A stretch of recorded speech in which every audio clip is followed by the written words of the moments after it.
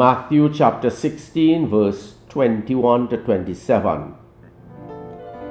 From that time, Jesus began. Let me take another.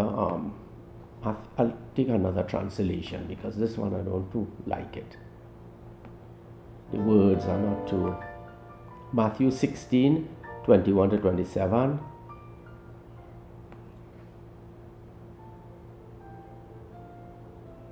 Right. From then onwards, Jesus began to make it clear to his disciples that he was going to Jerusalem to suffer grievously at the hands of the elders and the chief priests and the scribes, and to be put to death, and to be raised up on the third day. Now that's a whole sentence, a very long and complex sentence, and we need to take it together. So Jesus now is going up to Jerusalem. Normally you go up to Jerusalem, the seat of worship, to pray.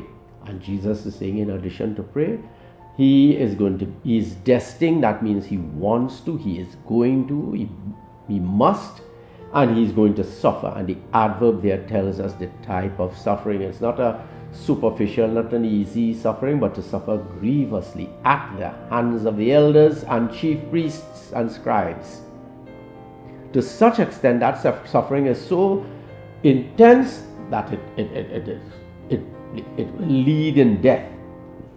But it climaxes with the resurrection on the third day. So we take the whole sentence together.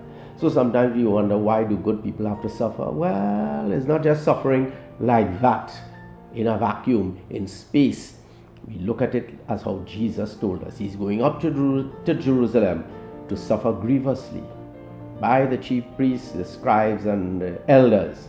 He will be put to death. It's obvious, it's clear. He's telling his apostles, he's encouraging them to be strong, because he said, look, this death will not end like that. It climaxes, it culminates in the resurrection. And we all also believe in the resurrection. So we join today in sacred scripture where Jesus is very honest with us and tells us that he is going up to Jerusalem to suffer, he will die, but he will rise on the last day, the third day. Tomorrow we will continue with this passage.